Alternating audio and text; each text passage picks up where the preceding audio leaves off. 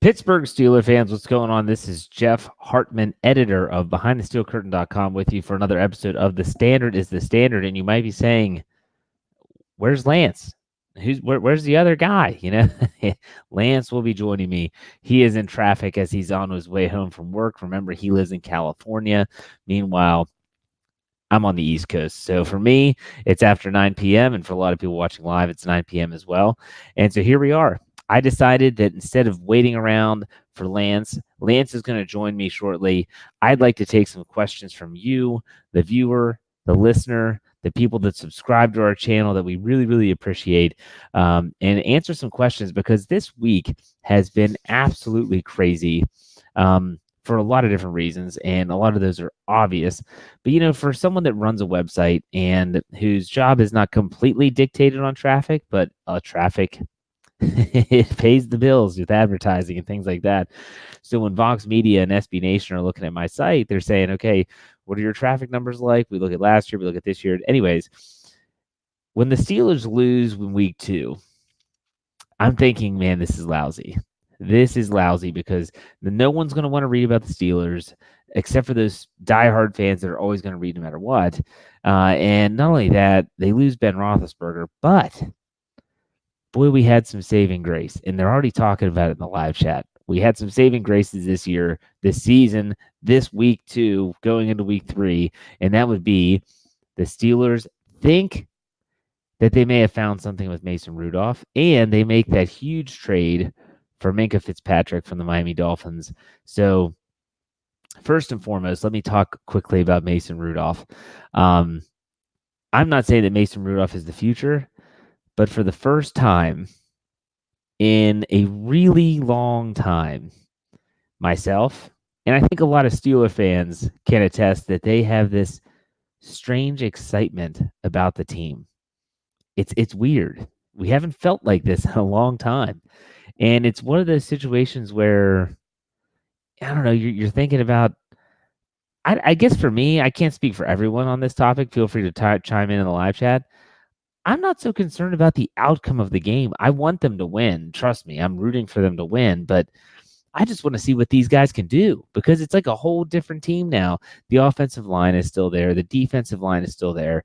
But my goodness, other than that, this is a young football team. Mason Rudolph, James Conner, Benny Snell Jr., Jalen Samuels, Juju Smith-Schuster, Deontay Johnson, James Washington. I can continue to run down all the things and all the aspects of this team that make them a really interesting watch for the next 14 weeks. And I'm saying that they could lose this week, and they could lose the next week, and I would still tune in no matter what because I'm excited about seeing what this team has. And they might struggle a little bit this year, and there's going to be some growing pains with Mason Rudolph. But the same thing is for me that there is an excitement there. You go out and then you trade and get Minkah. And Mason and Minkah, I like that for some reason. It just kind of has that as a website editor, as a search engine guy. It's like Minkah and Mason. That's got a ring to it. That might be a T-shirt here in a bit. But nonetheless, you get Minkah Fitzpatrick, and it's one of those situations where I remember reading up on him when he was coming out of Alabama, and he was tremendous. I remember talking to a good friend of mine who I play softball with, who's a huge Dolphins fan, and I said, man, you have got a tremendous player in that first round by drafting Fitzpatrick. And he's like, man, we're really excited about him. And I said, you should be. Never in my wildest dreams would I think that the Steelers would somehow obtain him. And a lot of people read the article that I wrote the day after the trade happened, and I got really sick and tired. I go to the gym every morning, really into fitness. If you want to talk about that, you can find me on Instagram. But still, I was in the locker room getting dressed for work, and I see on ESPN, I'm like, man, these talking heads have it all wrong. All they keep talking about is chastising the Steelers because the same day that Ben Roethlisberger hurt his elbows, the same day they go out and send a first-round pick in 2020 to the Miami Dolphins for Fitzpatrick, and it's not going to do anything this year. And I'm thinking, how short-sighted are these people? And so I just put it behind. I got to get to work. So I get in the car, driving to work, listening to. I'm obviously Thanks, Jared Devil, by the way. I'm driving to work. I'm listening to sports talk radio, and these talking heads still have it wrong. It's a different channel altogether, and they have it wrong. They're talking about the same exact thing. I'm thinking, holy cow, people, look at the long-term effects. What I'm talking about is the fact that this isn't a rental player. Even Ed Bouchette, now of The Athletic, formerly of the Pittsburgh Post-Gazette, and I had to do this. I hate doing this to the beat writers, but he wrote how it was a stupid trade on Twitter, and I had to quote tweet it and say, this isn't a one-year rental player. This is not baseball where at the trade deadline you trade for a player who you're only going to have for the rest of that season, and then they're going to become a free agent. This is a situation where they're going to have Minkah Fitzpatrick for this year, 14 games, then they're going to have him for the next year and the next year, and then they'll pick up his fifth-year option. He's only a second-year player. Now, a lot of people have asked in the live chat, do I think he's going to be a playmaker? Absolutely. Will it happen this Sunday? Don't get your hopes up. He is being thrust into the free safety position because of the injury to Sean Davis, but he will make plays. He is a smart player. He is an impactful player. And as Lance and I will talk about later, I don't want to get too much into the trade. That's going to be a big chunk of our show tonight. But for me, I hated how people like Ryan Kellerman says, how Ryan Clark, I'll put it on the screen there, Ryan Clark said he hated the trade. Again, why would you hate this trade? I'll go as far as saying that the last 5 Steelers first-round picks have not been very good outside of Devin Bush, who you traded up to get, TJ Watt. Other than that, really? We're talking about these first-round picks. Terrell Edmonds, most considered a reach. Artie Burns didn't pan out. They didn't pick up his fifth-year option. And Bud Dupree, come on. I'll take a proven commodity in Minkah over a questionable prospect. Not to mention, this Steelers team could still win some games. There's no guarantee that this draft pick that everyone was saying is, they could be a top 5 pick. If this Steelers had a potential top 5 pick next year, I would be absolutely stunned based on the fact that I think this team is still going to be very competitive. I think they're still going to win some games. I'm not suggesting that they're going to be in the playoffs or anything like that, but I think they're still going to win some games. They're going to be around 500, and therefore they'll be right in the middle of the pack where they normally are. They're not going to get the high-level prospect, yet they're not going to be at the tail end. It's just the way it is. You're getting a proven commodity. I like it. I'm okay with it. And, the Steelers, they have some picks in the later rounds that they can always move around. They can always try to trade up, trade back. But I think that this player is a player that's going to be here for the long haul. And so, like I said, I don't want to get too much into this, but I want to kind of get that off my chest. I wrote that in the article. A lot of people agreed that this trade had nothing to do with Ben Roethlisberger. This trade didn't have everything to do with 2019. This trade was about the future. This was about finding a player that could actually show up, play well. He's proven that he can play well and can stay with the team because they'll have control of him 3 years after this year. So for me, that's why I like the trade. And I'm excited. I'm excited for this Sunday. I'm excited for the rest of the season. And I think you all should be excited too. And I know you have questions, and I want to answer your questions. And before we get to those questions, I want to make sure that you all understand something about all of our shows here on this platform, which on YouTube, if you go to youtube.com, search BTSE Steelers Radio, you can find all of our shows. A lot of you use the super chat feature, and we really, really, really appreciate the super chat feature where you donate money to the show. But understand that we also have a rundown to do. We have a rundown of items that we want to talk about before we get to the Q&A. And so I'm not suggesting that you don't donate money to the show. I'm suggesting that wait till the end and we'll announce when we're going to start answering questions. Then throw your super chat in, because a lot of people were getting upset, I guess, on another show that it wasn't getting answered. We've got stuff to talk about. We want to keep the flow of the show going. We will be keeping an eye on the live chat and pop some, we'll move some comments onto the screen and stuff of that nature, just so you know. Okay, so that was just my 2 cents on that. So let's bring in my co-host here. Lance Williams is the man with the plan. Just got home from work, still looking all spiffy. And I disagree with anything Jeff just said. If you give me some money, you going first in line. All right. So, ladies and gentlemen, welcome to the Mason and Minkah show. I'm Jeff Hartman. Mason, this is my partner, Minkah, a.k.a. Lance. So, Lance, I just talked a little bit about how I think there should still be some excitement about this Steelers team. And that doesn't necessarily mean that the expectations are they're going to go and win out. There's a lot of comparisons between when Ben Roethlisberger was inserted into the lineup and now when Mason Rudolph is inserted into the lineup. It was both week 2, Tommy Maddox against Baltimore. Ben came in, played well, but they lost. He rattled off 14 in a row. Ben goes down with an elbow. Mason plays well, but they lost. Is he going to rattle off 14 in a row? I don't think so.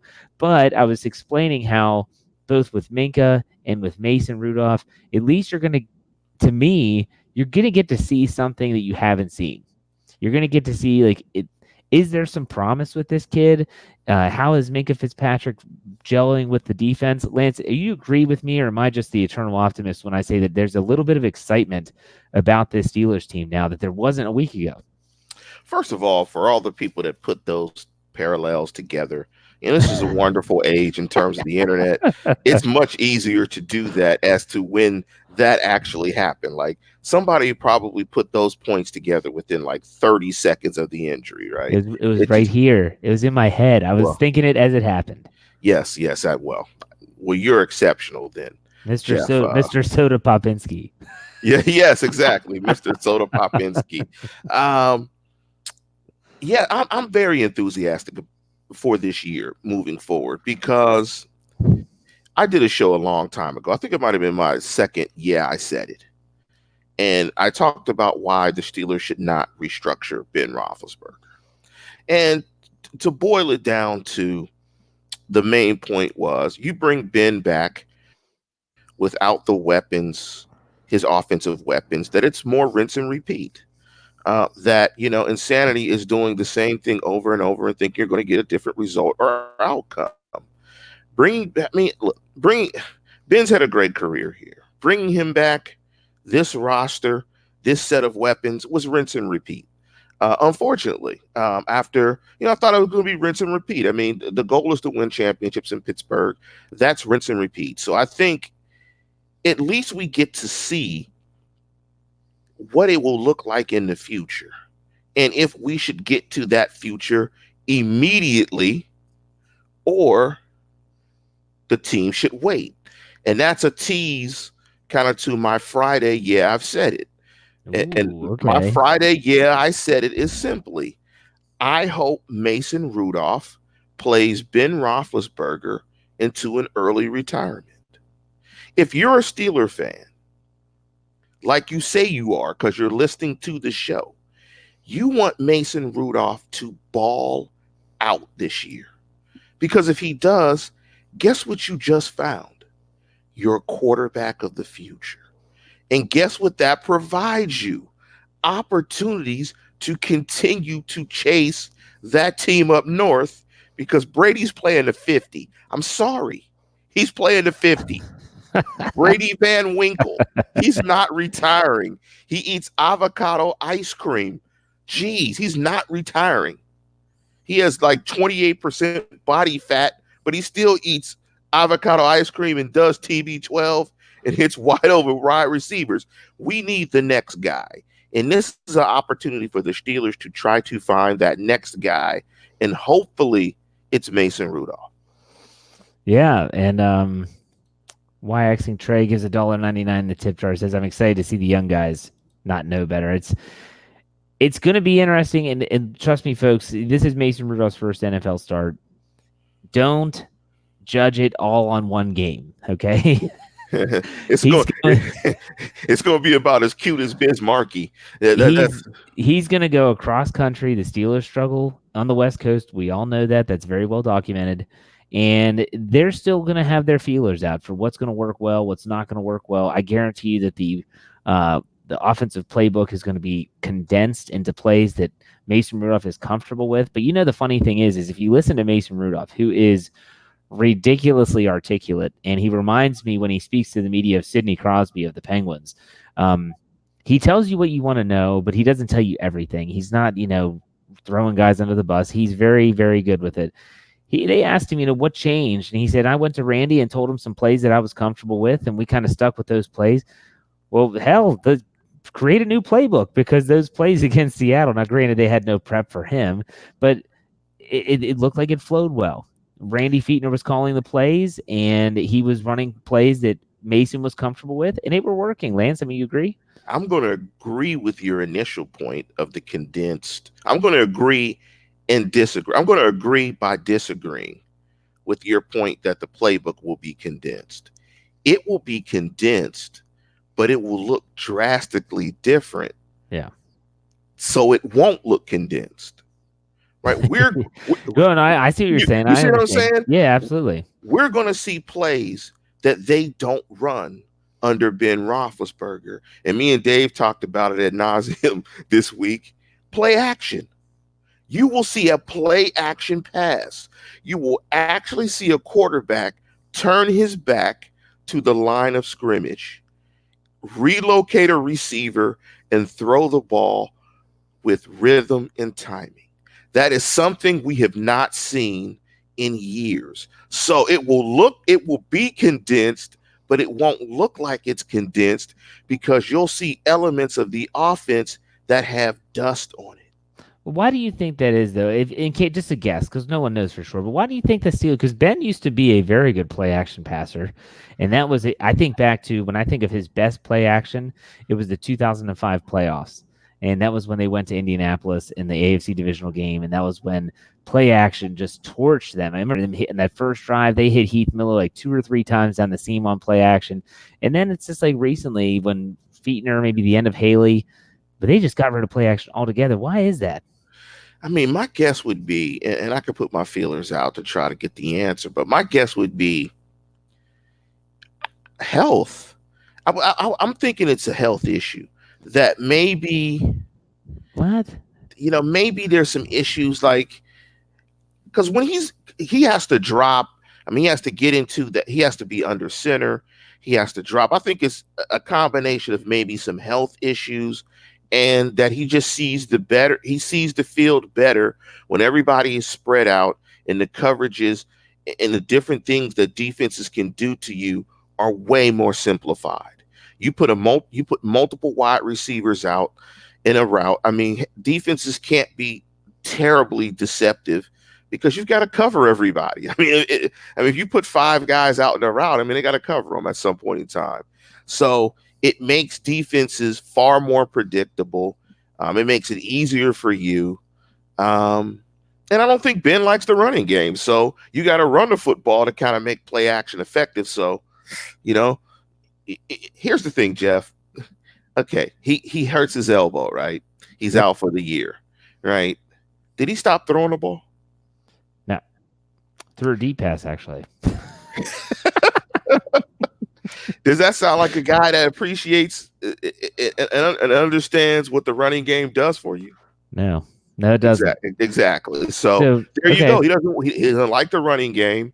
You kind of got to run the ball to establish play action. Those are some of the reasons. Health.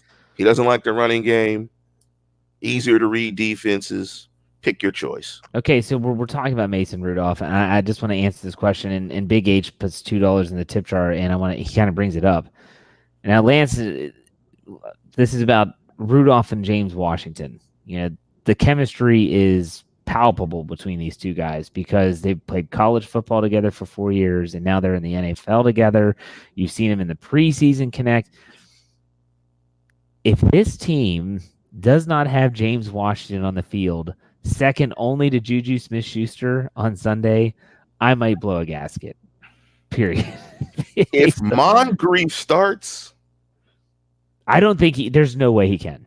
Because if Moncrief starts opposite on the outside of Juju, as a fan of the team and as guys that cover the team and do this, we have to question, are they serious about winning? Right, because Rudolph just has a feel for where Washington's going to be. He knows how he likes it's amazing. And as someone that never was like a quarterback that had a receiver that was always with him, although you just see it, you can see it, and you saw it with Roethlisberger and Mr. Third and Fifth at times where they just had that uncanny connection, and that's what you see there. Washington's got to play, and the guy's fingers aren't bent in the opposite direction. I mean, his hands aren't mangled. I mean, it feels as if Moncrief's hands are mangled, that he's hurt. But somehow, you know how professional athletes are. they will themselves through this. They can practice. They're available. They're making plays in practice.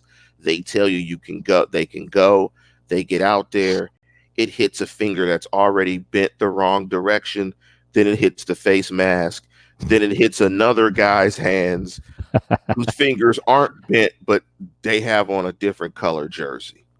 I agree with what Shutdown says. He said Washington and Johnson, he's referring to Deontay Johnson, should start over Moncrief and Switzer. Yes, yes, and yes.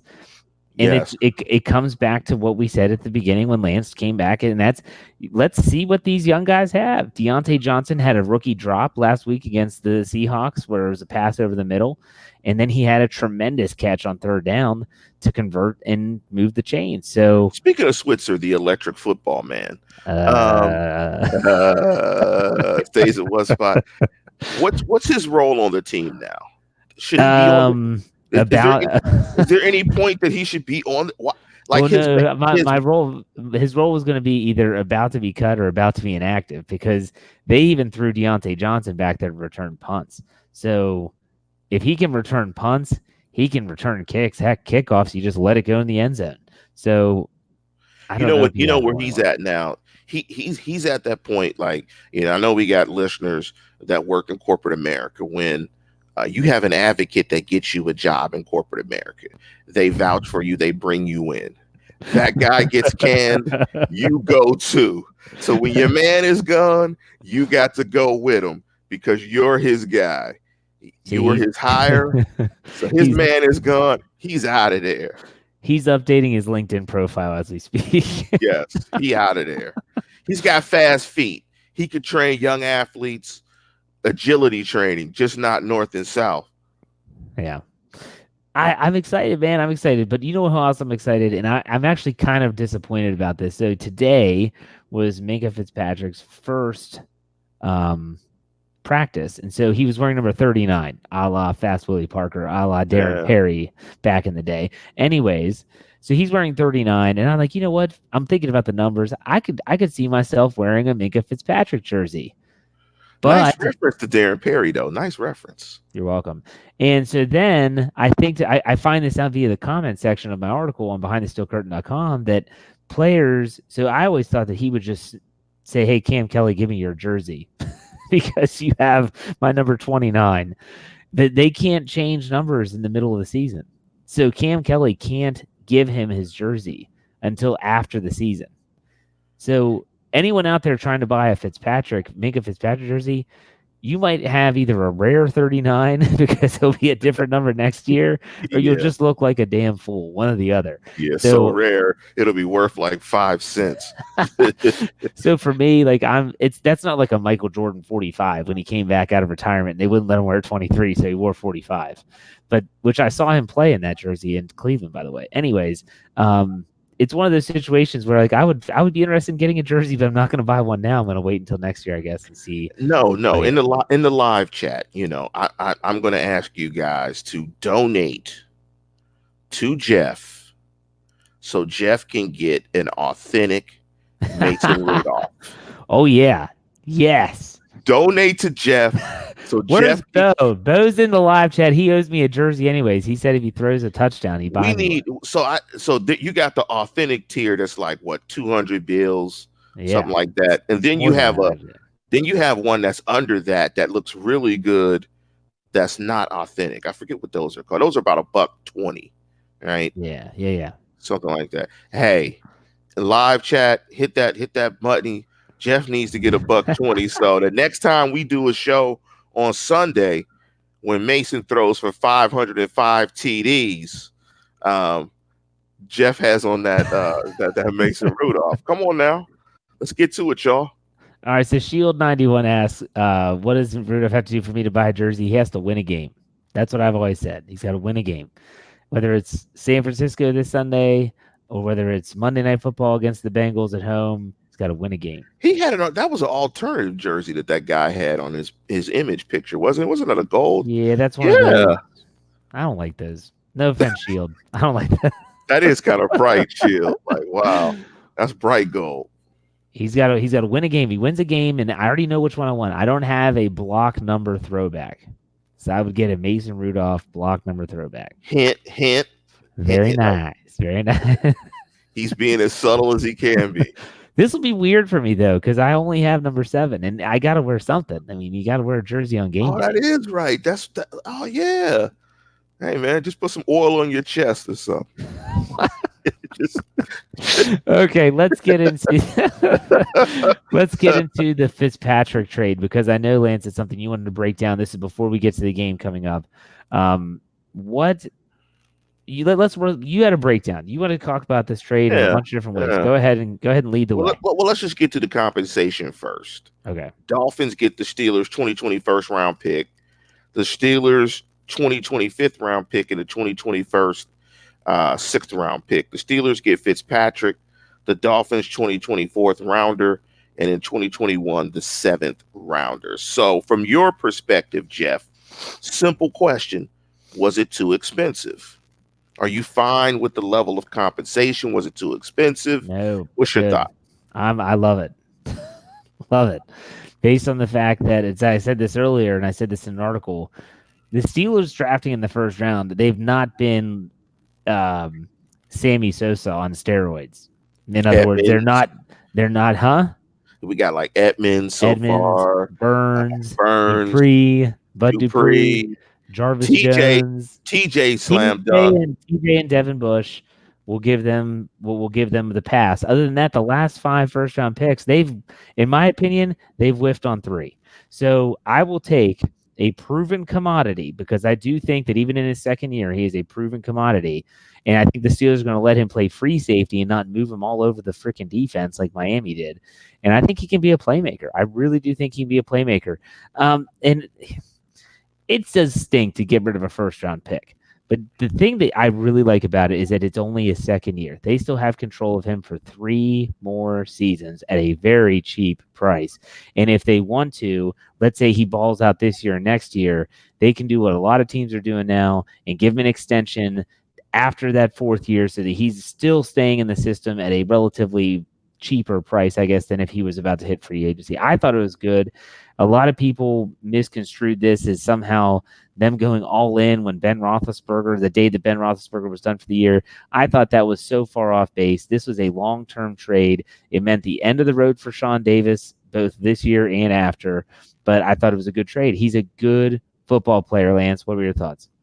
Yeah, speaking of the cost, in 2019, his cap hit is 3.7, 2020, 4.4, 2021, 5.2. So he's absolutely affordable. You have him on a rookie deal. You know, the way I looked at it, as I've had a chance to kind of synthesize this. I mean, we've always talked about this on the show. I think quality football teams are those that eliminate unknowns, right? And then they know how to manage the knowns. So what I mean by that is, when you have unknowns on your football team, there's no way to coach it. You have no idea how this guy's going to play, perform, whatever. As the more you eliminate those and you get knowns, you know how to manage it. You know what a guy can do. You can put him in position to be successful. Also, that translates to when you're trying to draft a guy. Known versus unknown. It is much easier to evaluate a known, especially a guy that had a draft grade that was much higher probably than Edmonds and or Davis. And they have game tape on him. Minkah Fitzgerald is the first round draft pick in the 2020 draft. That's what he is. He's their first round draft pick. They just traded for him. I think if Steeler fans look at it from that perspective, it makes more sense. The only way you would be upset about this trade would be if you thought that the Steelers were in the quarterback business and potentially they go 4-12 and get an opportunity for Justin Herbert, because Miami is going 0-5, is going 0-18. Did they win a preseason game this year, Miami? I couldn't tell you that. I don't know. If somebody on the live chat could tell us, because they're going to try to go 0-20, right? They might be the first team in the football to go 0-20. That they are going to win the Tua sweepstakes, because I think Brian Flores would run out there and sack his own quarterback if it meant that they would win a game. They are in total tank mode. So I like it from that perspective. They have this is their 2020 first round draft pick. And I think people are quick to judge this without watching the guy play. Now, if he's a bust on the field, it's terrible. I mean, it's terrible. We all have to wait and see if the guy can play. Now, you alluded to Sean Davis. Sean Davis is gone. Yes. I mean, this is it. I guess the question will be, will Sean Davis play again this year, or will he pleasantly, no, I shouldn't say pleasantly, or will he just never return from IR? I hope that he does come back this year, and I'll tell you why. He knows both positions in the deep safety, in the deep end, deep half. And so if he's able to return, they can kick Cam Kelly to the curb, and they could put Sean Davis as that box in their heavy nickel package. He can play close to the line of scrimmage, which I think he's more comfortable in that position anyways. If something were to happen to Edmonds, he could fill in at that spot too. He still is a versatile piece. He still could be a valuable piece. I'm not saying he is great. I'm not saying he's a future. I'm not saying he has a future in the Steelers organization, but I hope he is able to come back. And if the team is still hanging around. That's it, Jeff. That's the point. If they're winning, I think it happens. Yeah. Because he has to be out to at least week 10. That's what we said, right? He has to be out at least 8 weeks. Right. Give me a record. Tease it for us. Give me a record. Do you think they'd have to be to bring him back off of IR? Going into week 11? Going into week 11. They would have their bye week already, so that would be 10 games going into actually it'd be 9 games going into week 11. So I would say if they're around, I think even if they're 5-4, that's still winning. That's more wins than losses at that point, and that back half is pretty soft. So you're thinking if we can get Sean Davis back, we can have some versatility from our bench and our packages. Then I think that. So you're saying by the bye, if they think they have a decent shot to get into the playoffs, they bring him back. If not, he's out for the rest of the year. Yeah, this is the worst case scenario for him. It's the worst case scenario for any player that's getting ready to hit free agency. You have a torn labrum in your shoulder that's going to require surgery. He's going to have to rehab. It's going to take every bit of 10 weeks probably for him to come back. That's if he can. So it'll be really interesting to see. They don't have to designate it anymore. I saw someone in the live chat saying I thought he was on season-ending IR. Everyone just goes on injured reserve, and then they can pull 2 players off at any time as long as they sit out for 8 weeks. That's the new rule. So 2 players can come back onto the active roster from injured reserve, and they don't have to designate them like they used to. And the last time they had to do that was the year that Marquise Pouncey broke his leg. Did they do that with DeCastro as well? Yeah, but that was before that. Okay, that was before that. When Pouncey broke his ankle against the Green Bay Packers in the preseason, and that's when he got those infections after the surgery, and he almost lost his leg, come to find out. He never came back, and so everyone kept asking, when's Pouncey coming back? And they just said, we have no update, blah, blah, blah. So I think Sean Davis, he can still be a valuable piece to the puzzle. So speaking of his injury, the torn labrum, and giving your knowledge of that injury, is that an injury that occurs from contact? Probably. So that happened in the game. You know what? I think I saw that play. And if anybody out there has the All-22 and get a chance to go look at it, look at the play where Rashard Penny ran for the touchdown. On that play, Sean Davis was blocked by Russell Wilson. It wasn't a violent block by any means, because Russell Wilson isn't trying to knock anybody's head off or anything. But after they made contact, he kind of grabbed. Was it his left labrum? I don't know which side. I don't think they said. He grabbed his arm. I think it was his left arm, in a very weird way, sort of like where you kind of hit your funny bone wrong and you kind of grab your arm or something because it feels kind of weird, or kind of that motion where you tweak something and it feels a little strange and you grab. So he grabbed his arm in a really weird way, and it kind of looked like his shoulder went dead on him. Like sort of like when you see guys' shoulders pop out. I can remember watching Chris Webber's shoulder pop out, and he kind of had that lean where your shoulder is kind of hanging, and he kind of had that. And I was like, man, I bet he got hurt on that play. But the weird thing in football is these guys are tough guys. I think he played the rest of the game. Yeah. I think he played the rest of the game. I can't remember I know. a I large think stretch. Did he go out? I think Cam Kelly was on the field because it was Cam Kelly was on the field for that defensive pass interference that was overturned in the second half. Oh, then I bet that was when he got hurt because Cam Kelly ran. It was a really good play, actually. He ran right by the play, just kept going. Looked like an idiot.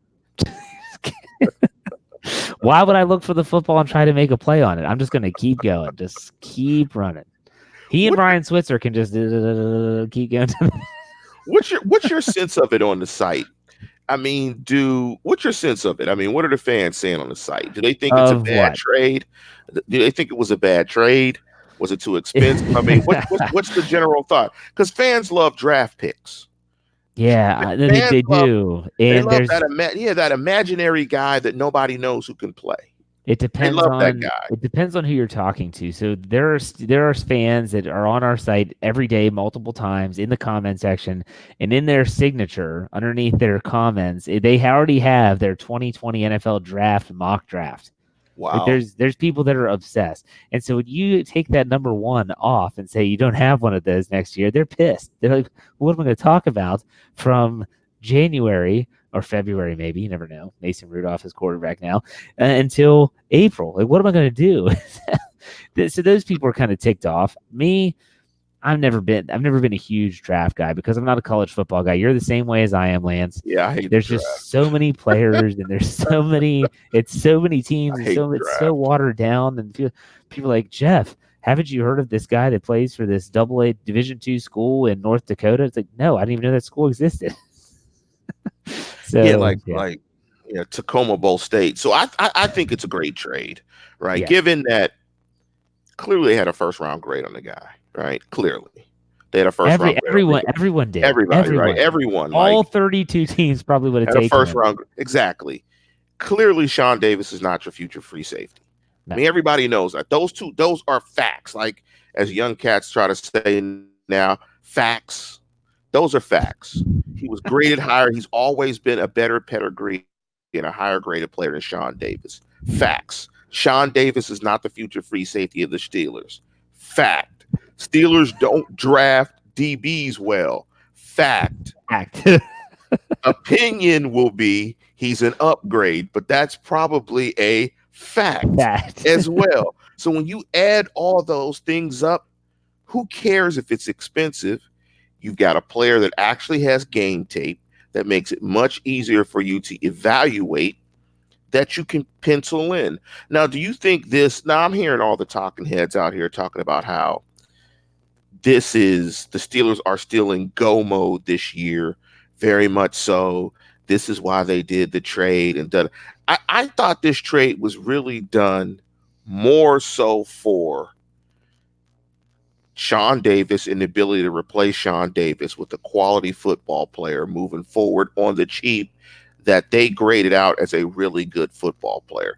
The connection to Ben Roethlisberger situation isn't as strong for me. What are your thoughts, Jeff? Yeah, I mean, this has. I said this before you came on with us. This has nothing to do with Ben. And that's what I hated. ESPN and all these sports. They're like, oh my gosh, they're still in it. This was, like you said, is a long-term thing. Sean Davis was a free agent next year. They saw an opportunity to upgrade at the position and replace at the position for long-term. No-brainer. But I want to take a moment, Lance, and we know this guy from way back, Melvin, our buddy Melvin. Finally catches a live show. Mel, yes, what's happening, Mel? Yes. Back from the Blog Talk Radio days when he used to call in drunk down in Texas after a big Steelers. Mel's married now, so Mel had to calm down. Congratulations, Mel. Mel's married now. Congratulations. There you go. Jeff, hey, you better say that enthusiastically, Jeff. This is recorded. Yeah.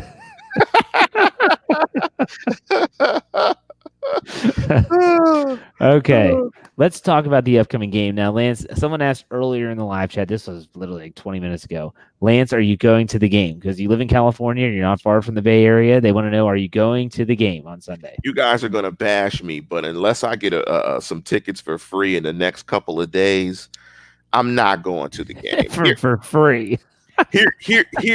Or if I get an opportunity to get some tickets, I'm not going to. Okay. Here's the reason why.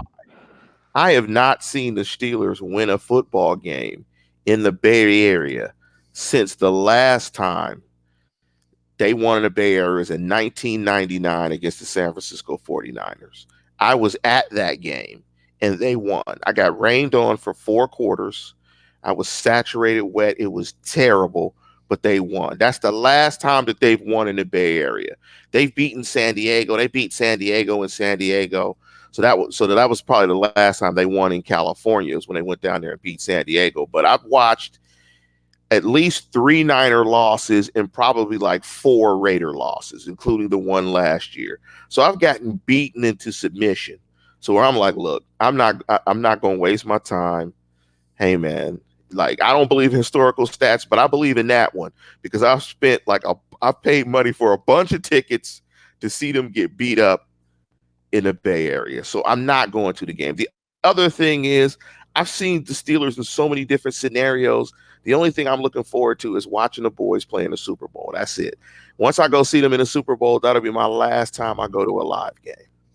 Speaking of going to live games, Felicia, haven't seen her in a while, but she's back. $5 in the tip jar. She said, "Man, I thought I'd be seeing Ben at my first home game, but I'll be seeing Mason's first home game as our #1 quarterback.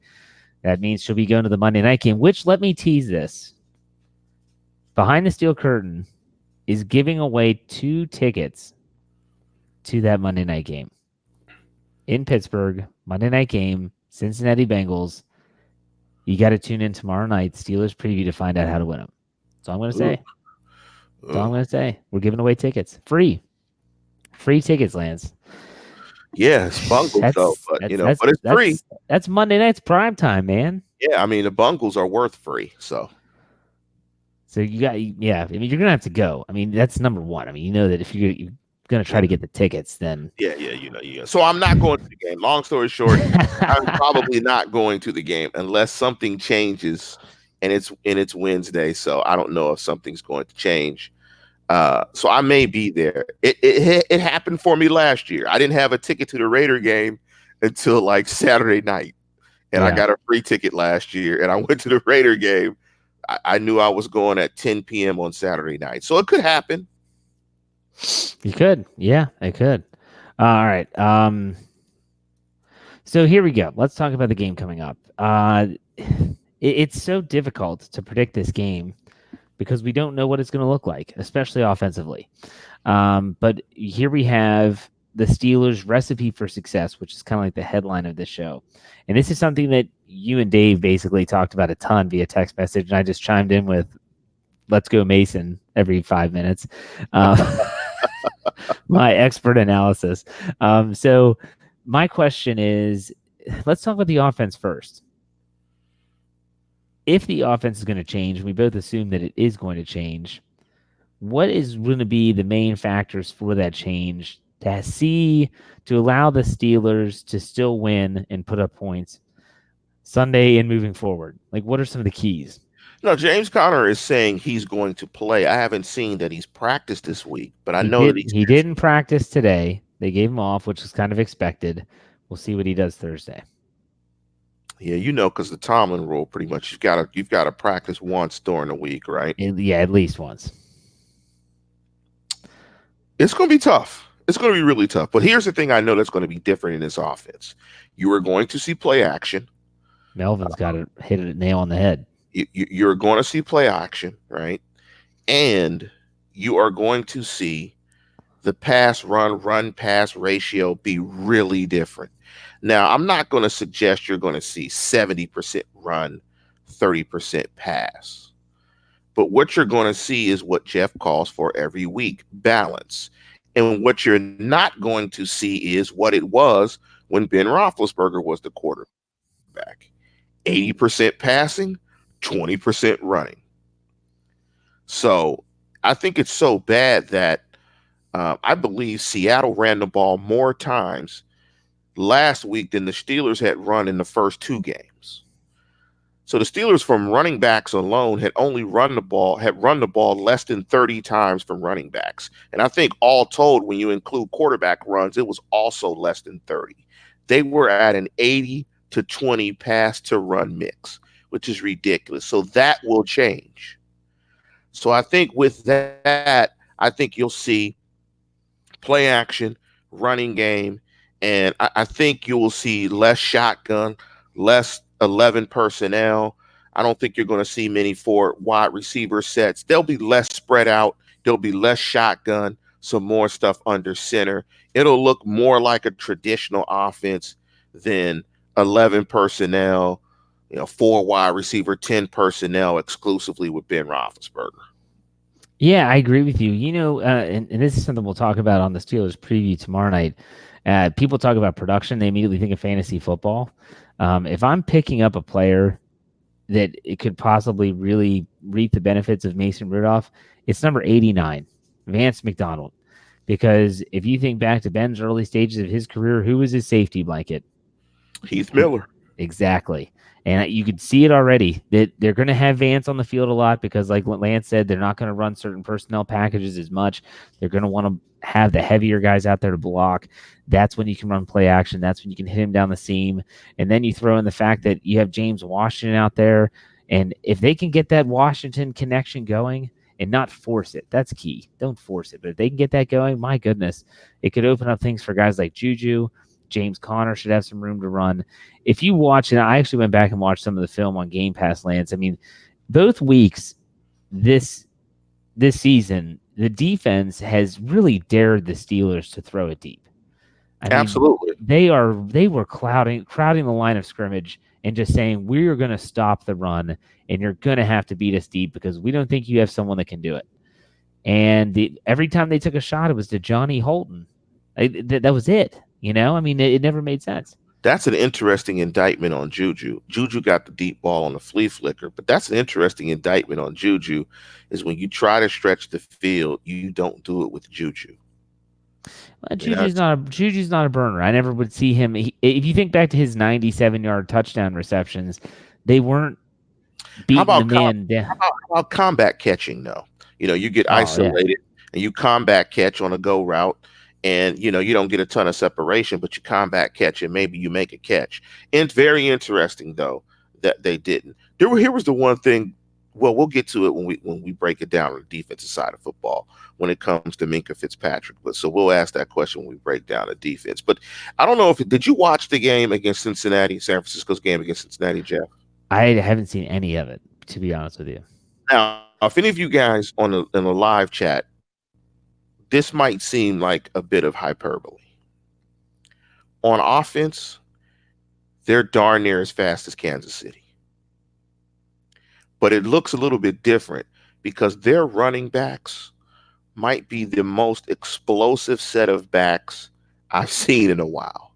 I mean, you look at Breida and you look at Moser, even Wilson Jr. I mean, those guys can look at those guys. The top three running backs, Breida, I might be pronouncing Moser's name wrong, and Wilson Jr. They have longs. They all have longs of over 20 yards and multiple longs of over 20 yards. I really think the key in this game is, can the Steelers contain the Niners running game? They absolutely beat Cincinnati to death. I think they ran for close to 270 yards on Cincinnati. And we saw a couple of runs off tackle that were busted on the Steelers last game, which with the explosiveness of their backs, that's going to be dangerous. Well, and if you notice, the Steelers, when they're getting gashed by the run, it's typically against their lighter packages. It's when they're taking like Stephon Tuitt off the field. And whether it's one play in particular, I think it was Penny it wasn't the touchdown run. He had another big run on like 3rd and 12 or 2nd and 12 for a first. And Tuitt was off and Hargrave was on as the end. And he got one-on-one. They took care of him. And next thing you know, TJ Watt gets pushed out the arc. And there it is, one-on-one with a defensive back. And he's off to the races. So let me give you the stats, Jeff, that the Niners had against the Bengals. They ran it 42 times. First of all, we'll never see the Steelers run it 42 times. Breida, Moser, and Wilson. And this is because, their number one running back is hurt for the Falcons last year. He's hurt. And so these are the backups. Breida, 12 attempts, 121. Moser, 13 attempts, 83. Wilson, 10 for 34. They ran it 42 times for 259 yards. That's crazy enough. Jimmy G had 7 completions, and I'm going to just round it up for 300 yards. Yikes. I mean, come on, man. I mean, they are explosive. They are highly coordinated, and it's going to be a battle.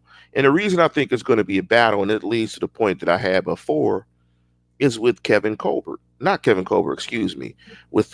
Keith Butler in this defense and the communication issues that we've seen in this defense and the communication issue and the bust I showed you, Jeff, when I sent you those images in the email.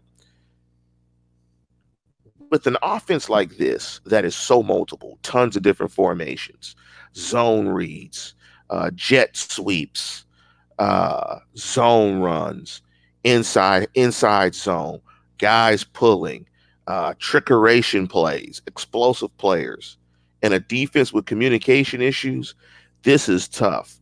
But and couple that with the fact that you're putting in a new player in Minkah Fitzpatrick that will probably play in every package because Sean Davis played in every package. Brighten it up for us, Jeff. Brighten it up for us. I mean, it's tough to. I mean, I think defensively the Steelers could be coached better. We'll put it that way, and that's something you were alluding to. I said it multiple times against the Seahawks. Stop blitzing Hilton off the edge. It's so stupid, and that's exactly what you pointed out. And that when you sent me the still shots earlier today via email, it said right when Hilton blitzed, they went right over top of the DK Metcalf for a nice healthy gain. So the Steelers are going to have to be smart defensively, and maybe, just maybe, the fact that Minkah is new will cause them to be more simplistic. And that doesn't mean vanilla. That just means simplistic, a simpler version of defense. Go ahead, Lance. You want to say something? That's vanilla.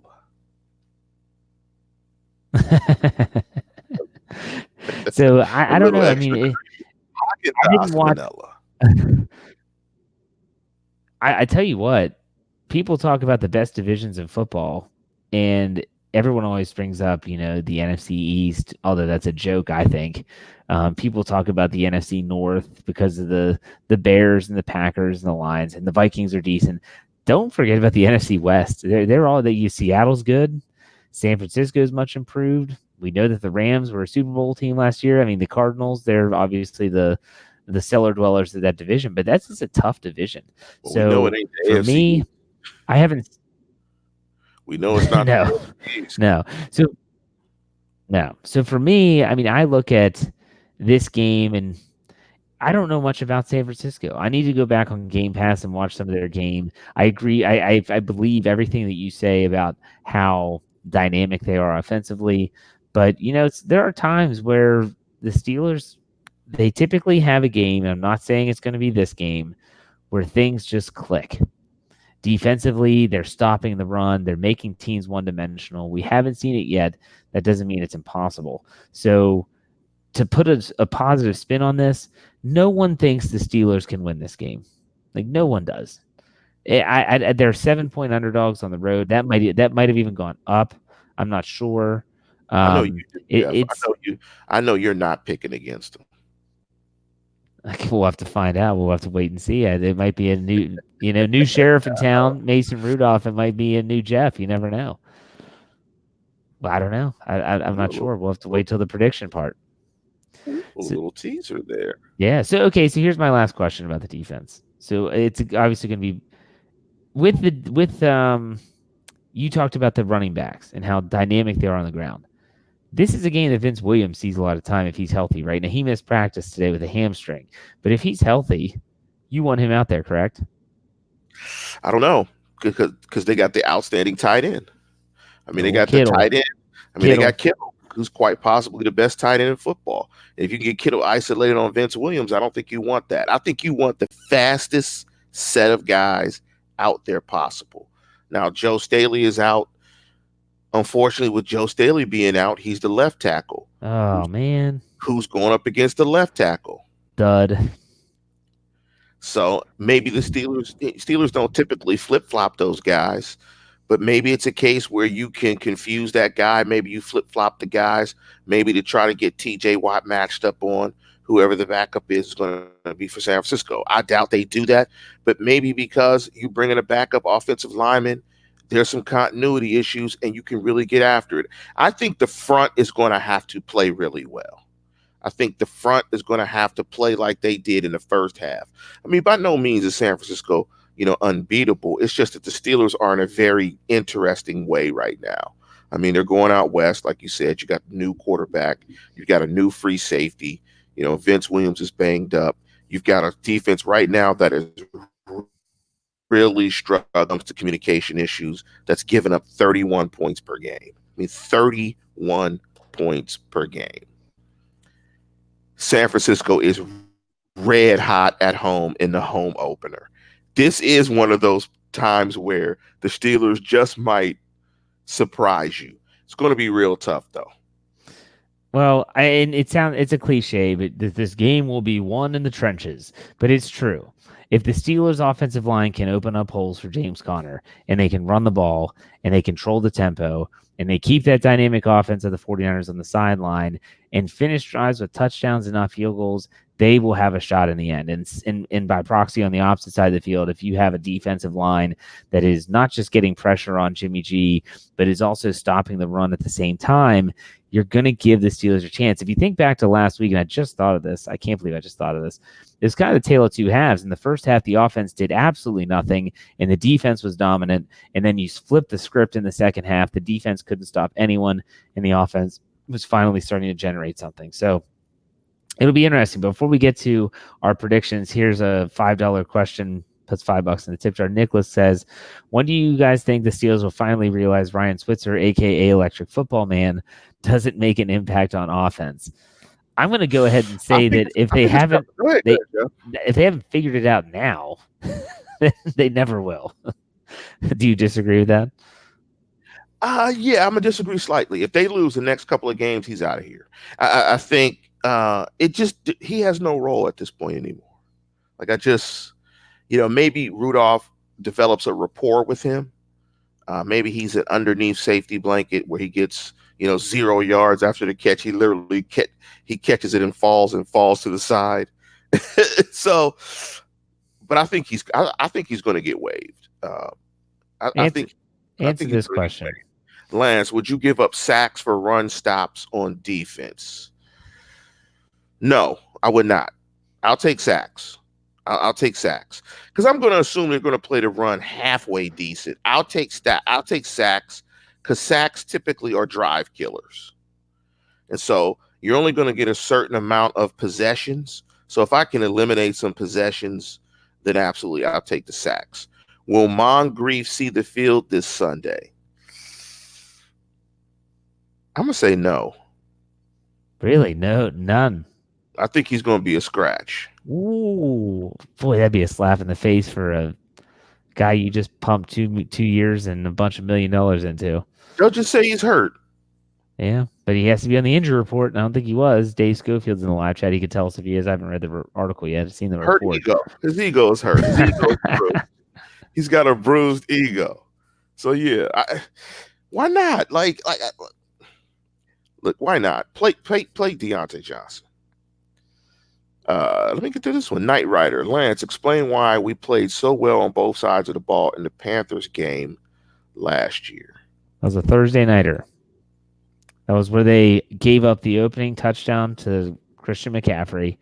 Everyone thought, here we go again. And what does Ben do? First play, touchdown to Juju, and the doors got blown off. I think some of that was Thursday because they caught Carolina on Thursday, short week of prep. And it's one of those games that and you've seen them, Jeff. I mean, you've coached, you've watched games at, a couple of big plays here and there, and all of a sudden, it's over. Before you look up, it's 28-7, and a team is like, wow, this game is over. And it's on Thursday. Short rest, short break, nobody's healthy, limited game plan. You really don't have time to prepare, and you get blasted. It was one of those games. Okay, here we go. That's a good one for you, Lance. How many times do you think the Steelers run the ball this week?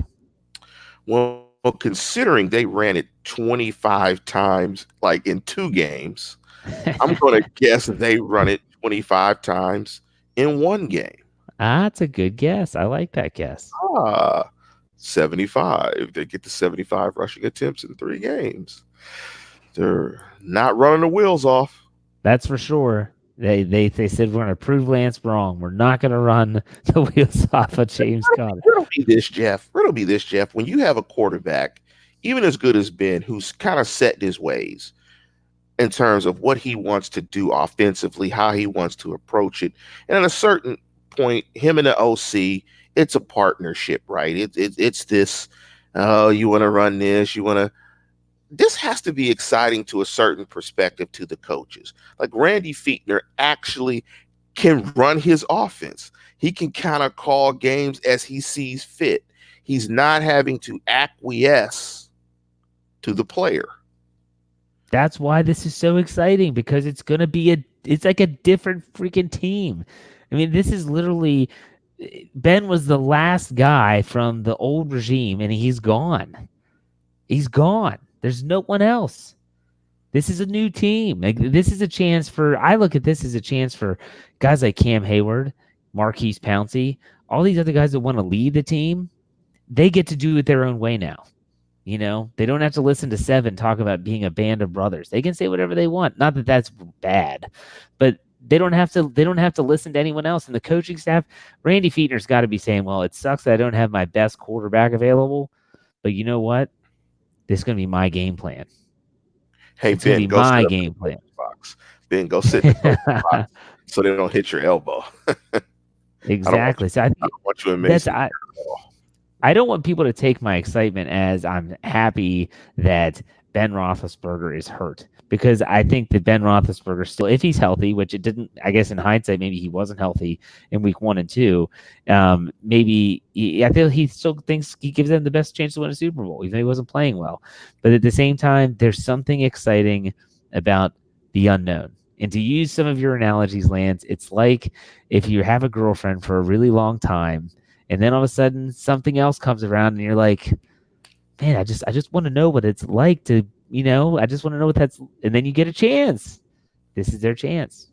This is, they're treating their insanity. Yeah.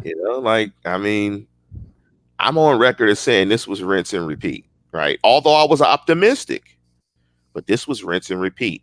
I think Ben, it is in the part of his career where he needs outstanding weapons to continue to run this offense. He's had outstanding weapons throughout his career. He has had incredible offensive talent. He has not been put in a position where he had to really carry an offense, where he had to play very structured, disciplined, on-time football. He's been blessed with incredible athletic guys, incredible playmakers around him over his career. And that's not his fault. That's a good thing. You need good ball players to win. But it's going to be interesting. This is going to be different. I'm actually, in a weird way, Jeff, I'm actually more excited now than I was after watching the first 2 weeks. That's what I said at the beginning of the show. This is an excitement I haven't felt all season. This is weird. Like, I'm really like, man, I have no idea what's going to happen on Sunday. I know. Get the popcorn ready. I'm seriously sitting there like, man, 4:25. I'm excited for this. Normally it's like, here we go, 4:25. Let me get my computer. Time away. Now it's like, let's go. 11 personnel, short routes. Mason and Minkah, here we go. Who's going to make a play first? I'm going to get impatient, and I'm going to throw a deep ball on 3rd and 1. It's not going to happen, man. It's not going to happen. We did have a couple questions. They're going to actually run the ball, Jeff, on 3rd and 1. That's true. Okay, a couple questions here. We're going to do rapid fire. I'll answer some of these. Didn't Bradshaw's career end on an elbow injury? Yes, it did. I'm not sure if it was the same injury. We still don't know what Ben's injury actually was. If he's going to require Tommy John surgery, or if it's I think it's 83. yes, It's San Diego, I believe. that's a good year. I was born that year. I was a teenager that year. That's you're dating yourself. Raymond says, do you think Ben will be on the sidelines every game? Well, this week is when he's getting the surgery, so I don't think he's going to be on the sideline this week. No, I don't. And I don't think if I'm the coaching staff, I don't want him on the sideline. I think he will be, but I don't think they want him on the sideline. Yeah, I'd rather him be there in during the week because he's got a rehab in the facility. I'm pretty sure he'll rehab in the facility. That makes sense, Jeff? He's going to rehab on a golf course. Oh, Jeff, I don't know you anymore. I don't know you. I don't know this Jeff. He might just go into Fat Ben again, where he's just eating every carb in sight and just depressed and Fat Ben again. You can roll that all together. Fat Ben again. Okay. Here we'll do. Okay, here we go. How many pounds will Ben gain in rehab? Over under on pounds gained by Ben Roethlisberger. 40. Let's go to predictions. That was a question that someone asked in the live chat. Who's going to win? What do you think, Lance? Do you want me to go first? Go ahead and go first, Jeff. Okay. So the spread currently, Dave Schofield updates it, is 49ers giving 6.5 points. So the over-under, I'm not sure. Dave, if you're in the live chat, tell me what the over-under is. But it's 6.5 points. First and foremost, I'm saying right now, if you're a betting man, take your money, slap it on the table, and say, I want the Steelers getting points. Because they might not win the game, but I like them keeping it close. Very similar to last week with when Mason Rudolph came in, he was able to kind of rally the troops. I like this defense getting better with Fitzpatrick in the back end. I think he's a smarter player. And Dave is telling me the over-under is 44. That's an interesting number. So I'm going to say take the Steelers getting points. The money line, which means straight up, this is where, is it new Jeff or old Jeff? It's Cowboy Jeff, Mason Rudolph, Oklahoma State. We're getting the freaking win on the West Coast. That's what I'm talking about. I'm going to take the Steelers to win on the money line by the final score of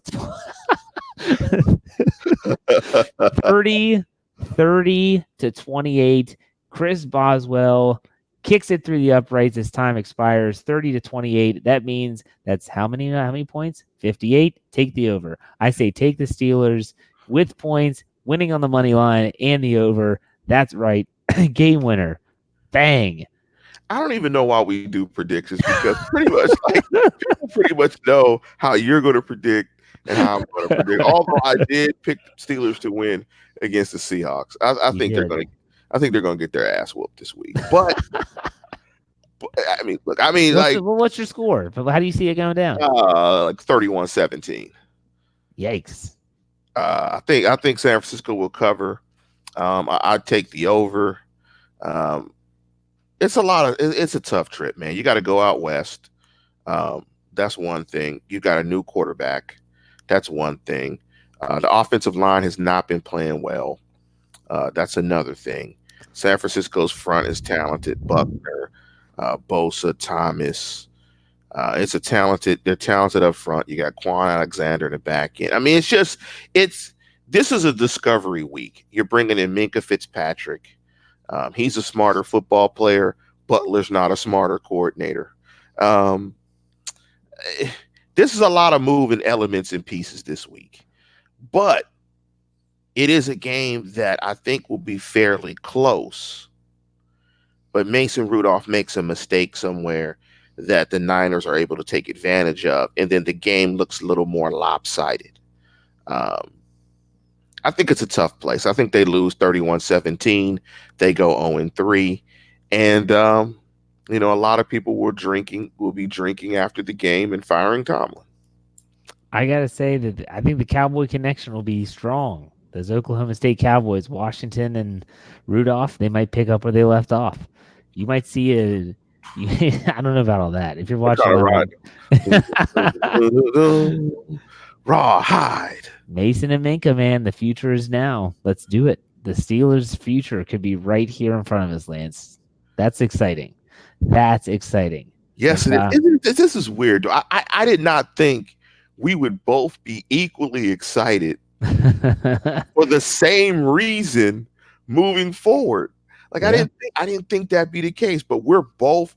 What does that say, Jeff? Does that say that we really thought that the window was closed, but we were just trying to convince ourselves that it was really kind of still open? I can convince myself of anything with the Steelers. I'm the eternal optimist. I can convince myself that if they played the Patriots this week, that they'd find a way to win. Because in my mind, they can always find a way to win. I am the eternal optimist. You can talk to my dad. You can talk to my brother. You can talk to my wife. You can talk to my friends. I will always, always, always find a way in my mind to think that the Steelers are going to win the football game. Period. One thing that also made me really happy when it came to football last week is I think Le'Veon Bell was crying on the sideline. What's his name again? Oh, Mr. Butt Naked and Rob.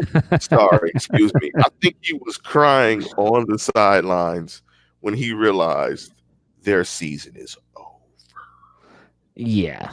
Good luck with that. So we do have a couple tip jars here to get to. Shield 91 puts $5 in the tip jar and says he watched the Bradshaw documentary on the NFL Network. I did too. I know Lance did as well. He's wondering, how do you guys feel about Bradshaw and his complicated history with the Steelers? Go ahead, Lance. You were alive. The thing about that is all that stuff is rehashed. I mean, that stuff was really well documented. I mean, everybody kind of knew what was going on in Pittsburgh at the time. So it was nothing new there. It was weird that they did not say Joe Gilliam's name in the documentary, because Joe Gilliam was the guy that he lost his job to. So they should have said Joe Gilliam. That was my only issue with the documentary. Joe Gilliam had some demons. Yes, he did. And if you ever want to read a really good book about those Steelers, and I wasn't alive for those teams, it's Their Life's Work by Gary Pomerantz. It's a really, really well done book. It's worth every bit. You can get it in paperback now. It's phenomenal. That is a tremendous read. Even if you weren't alive for those teams, read the book. I mean, you talk about Mike Webster and his post-playing career, and he gets into all that. It's scary stuff, but it's very well done, very well documented. The worst thing that happened to Joe Gilliam is that Three River Stadium was near my neighborhood. Let's just say he was hanging out in my neighborhood. Gotcha. Not doing the right things. Yeah, right. So, they say he was one of the best pure passers they've ever seen. He could fire the freaking pigskin. So here we go. Another $2 in the tip jar. He said, love what Ben has done for us, but we need fresh blood. That's what they have. They've got their fresh blood. And all right. So when you call for fresh blood, I'm excited about fresh blood, and I have low expectations. Keep your expectations low. If he's 15 for 48 in the game and throws for 125, and you see Duck Dynasty, stay optimistic. Now, Nick puts $2 in the tip jar and says he wants to see those dance moves after the Steelers win on Sunday. So we'll have to hold you to that. Yes. But, the funny thing is in the last question, it was something that someone asked in the live chat earlier. I'd be curious if Mason Rudolph has this stat line, how you would be impressed with what stat line from Mason. It doesn't matter win or loss. His performance, if he does, certain attempts, certain completion percentage, what are you looking for? No turnovers. That's it? That's pretty much it. Protect the football. See, what sucks is that he got that interception in last week. That wasn't on him. Yes. It goes down as an interception, but it hit off Moncrief's freaking face mask. Catch the football. Start by protecting the football. Okay. That's baby steps, because you can't win if you don't protect the football. No, but from a completion percentage, I like maybe about 60%. Whatever that is, 17 of 26 or something. That's probably around 60%. Shoot, go back to Ben Roethlisberger's rookie year. Give me a stat line that looks like what his used to look like. We're talking, 15 of 23. Maybe a touchdown, no interceptions. They run the ball well, manage the ball, don't turn it over like you said. If you can run the ball, that's the recipe for success if your defense can keep them off the field. So there you go. All right, Lance, anything to add? Oh, did you guys notice that adjusted lighting? Yeah, someone said it looks like you had candles. Yeah, man. I was Okay. depressed about this game on Sunday, so I was doing the show in a darkened room. And so that's why. I don't have anything else for this game, Jeff, other than here's the thing. What I do want to say is, if Mason Rudolph is that guy and plays, let me ask you, Jeff, Yes. how well would Mason Rudolph have to play to put Ben's future with the Steelers in jeopardy? It wouldn't happen this week. Not No, going to no, be. no, no, Not no. gonna Over be. the course of this season, how well would he have to play? I mean, he's not going to be Patrick Mahomes, no way, right? But how well would he have to play to where the organization says, we have our guy? If he Let's can, start building around him. they're 0-2 when he took over. If he can somehow get this team to 9-7, 10-6, we're talking a potential playoff team. If he can get him into the postseason, and because it would be all on him. It wouldn't be, it's not like Ben Roethlisberger won the first 6 games, then he comes in and takes over and he already has 6 wins under his belt. No, he has none. And so if he can somehow manage to get this team into the postseason or even vying for the postseason, then I think that the organization has to be thinking, well, this kid played really well this whole season, essentially, and we're going to have some tough decisions to make. Let's tease that forward, right? Okay. We joked about no Ben, no Switz. No Ben, no Tomlin. Well, it depends. Now they're kind of tying together because if Mike Tomlin gets his team to 10-6 and they win let's say they win the AFC North, let's say it's good enough to win the North, and they punch their ticket to the playoffs, you cannot fire Mike Tomlin after that. Not after losing Ben for the year, and then you somehow get this team to win, and without Antonio Brown, Mr. Third and Fifth, and butt naked and robbed, who hasn't been here in 2 years anyways. So for me, like I look at that and say that I don't think there's any way. Now, if they tank and finish 4-12, and they say, but Mason Rudolph showed us enough that we like him moving forward, then maybe Tomlin's on the hot seat. Because I always see those guys as a package deal. If there's no Ben, there's no Tomlin, in my opinion. But you understand what I'm saying. You couldn't get rid of Tomlin. You couldn't. And I don't think you think there's a scenario in that case if they go 10-6, Mason clearly shows that he's the next guy, that there's a case of there's Tomlin but no Ben. Yeah. How do you go back? That's my question. Yeah, you can't go back. Let's say that Mason Rudolph gets his team to 10-6. They make the playoffs, whether it's a wild card or division, doesn't matter. They get into the postseason. He plays well. He has everything that you want in a quarterback. He's young, second-year guy. How do you go back? You can't. You can't. I feel like you can't either. How do you go back and say, I'm sorry, Ben, or sorry, Mason, you just played your butt off for 14-plus games. You got us into the postseason, but Ben's back and he's the guy. I mean, I just don't like that. I don't know. We'll cross that bridge when we get to it. Yes. I just wanted to go down a speculation train. No. It's okay. It's good. It's good radio. So, all right. So listen up, folks. Tomorrow night, like I said, if you've listened this far into the podcast, we're an hour and 17 minutes in. God bless you. We appreciate it. And also, if you've listened this far, remember tomorrow night, Thursday night, make sure you check out the Steelers preview where we tell you exactly how you can win free tickets to the Steelers' next home game, Week 4, Monday Night Football, against the Cincinnati Bengals at Heinz Field. Again, free tickets. So listen to the show, and we'll tell you all the details about it. Dave Schofield will be the man with the plan with that. And make sure you check that out. So, Lance, why don't you send us off? Somebody on the live chat told somebody to go back to playing Fortnite. Ooh, it's got a little chippy in there. But with that, as always, listeners, tune in, tell a friend, and subscribe. Amen, brother. We will see you on Sunday for a Steelers postgame show. We'll also see you next week for another episode of The Standard is the Standard. And Friday. Oh, that's true. Yeah, Friday show. Yes. Check it out. See ya.